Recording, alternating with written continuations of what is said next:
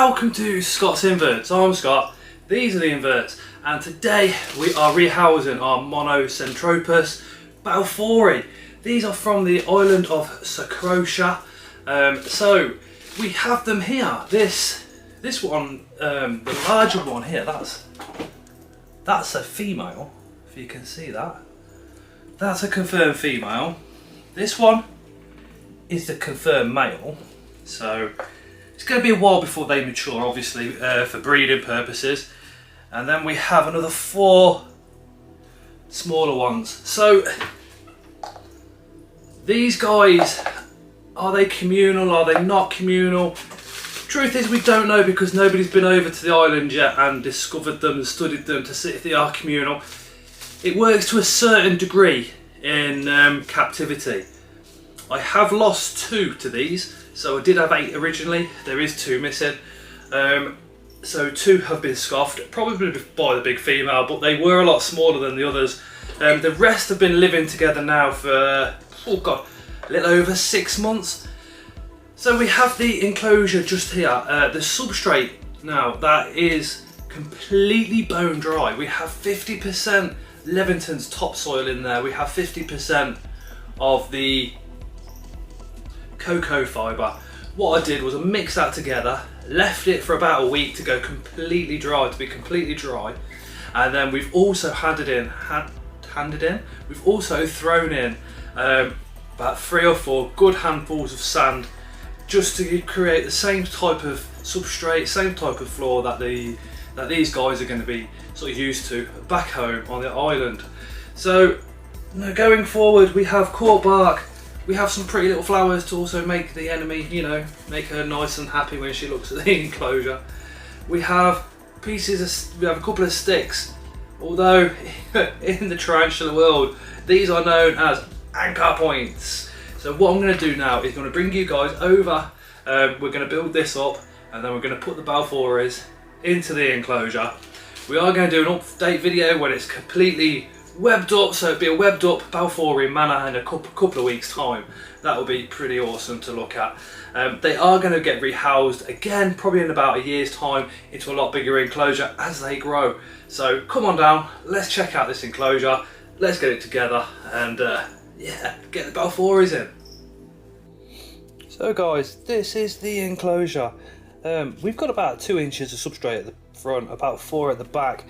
But we've got a cool piece of cork bark to go in this corner to make a nice little hollow, just like, you know, they would experience in the wild. Again, because we want to get these conditions as close to naturalistic as we possibly can. This is actually from their old enclosure. And then I'm going to pile all the substrate just there. So what I've done there is put that cork bark in. So the back of it is right up against this glass panel. So if I want to have a nosy into the back of the enclosure before they start webbing it all up and see if they're getting on all right, I can. These are the little pebbles that we've put in. We've also got a little piece of greenery just to give it a little bit of colour in there as well. We're going to put that right up against the back. What these little bits of cork bark that we put into enclosures are called in the trade is anchor points. I really want to try and get this in position as well to kind of create another burrow, another little house, if you like, for them. So I am going to angle that way, and then we've got a fake flower. The fake flower, as you know, they're just to, again, another anchor point, just to make the enclosure look pretty. So when the enemy looks at it, she thinks, "Oh, that looks pretty," and she does like the colour purple. But that is the setup. Looks pretty good. Hopefully, like I said, they'll all go in there, and that will be that. And of course, the final touch, which is to add a water bowl, which is going to sit just in there like so. Now, all we're going to do, top that up, just let it overfill a little bit. What I'll do with that, I mean, there's a few bits of dry soil on the top. I'm not too worried about that at all. I'm going to keep that area there, just here, just slightly damp, and I do mean absolutely slightly damp. So every week I'm just going to overfill that water bowl just with about 2 or 3 mil, and that will be completely fine. So now we have the 6 balfouri to go in. This one is an absolute pain. Every time I've gone near it today, apart from now obviously because it's on camera, it's flicked me up a threat pose. So let's see if this one will go nice and smoothly. No, giving me a threat pose, look. I was hoping that one would go straight in and that'd solve the problem. We'll keep that one till last. We'll put the big female in. She is stunning. She falls over. Go on, girl. She's gone straight in, straight to the back. Let's follow that up with the male.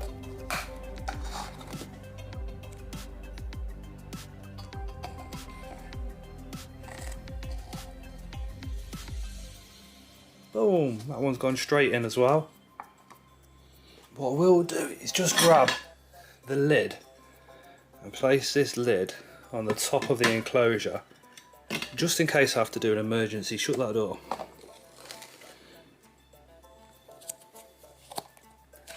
Here's one of the smaller ones.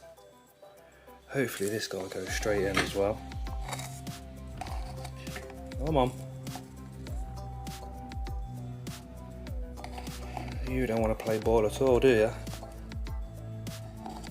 Come on. Boom, straight into that hole.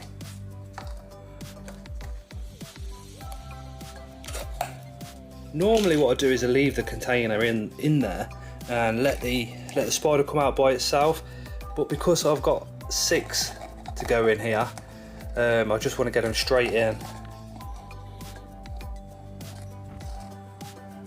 And I haven't gone for too much of a bigger enclosure either. I want to keep them quite close together to stop them getting territories, and hopefully then they won't eat each other. But let's get number 5 in there. I would absolutely love a massive enclosure with these guys, but they are quite expensive, to be fair.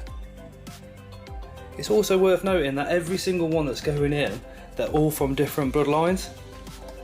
So if they do end up breeding, it'd be good DNA. Let's see if we can get this one in. This one has been a pain. Absolute pain in the bum. And off he goes. That's it. So we'll come back to this enclosure. Hopefully they'll web up all around here and down there. There's one there now. But yeah, really looking forward to this enclosure being all webbed up and looking absolutely epic. So Balfouri Manor has been set up.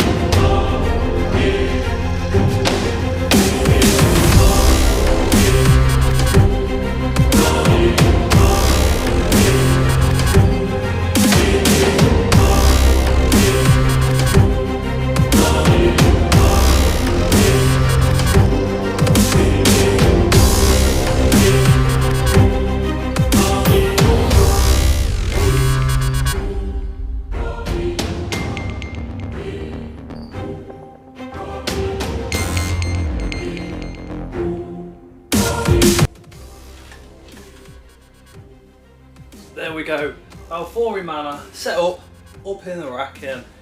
Let me know down in the comments, have a guess, see how long you think it's going to take before they've webbed up that whole enclosure.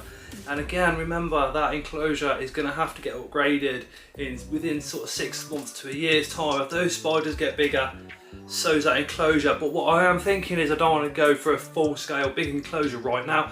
I want to keep them compact and close together to try and stop that territorial positioning that they do, and try and keep any aggression down to a bare minimum.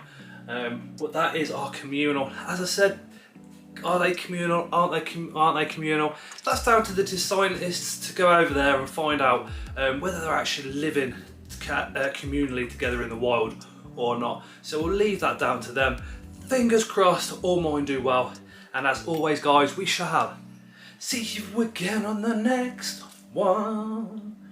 Just a quick note before we before we do go, and that is our Tuesday night live at 8 PM is actually going to be on Toby's Exotics channel this Tuesday. This is basically because he's gone well over the 1,000 subscribers, and we're trying to boost his hours up so we can get monetized. He is a young lad. He has got some exceptionally good knowledge about reptiles, spiders. He even breeds ducks. So pop along to his channel this Tuesday and you'll see me on there and him having a good old chat. After that on Tuesday evening, we'll then go straight and carry on with an After Dark live on Scott's Inverts. So see you later. See you on Tuesday.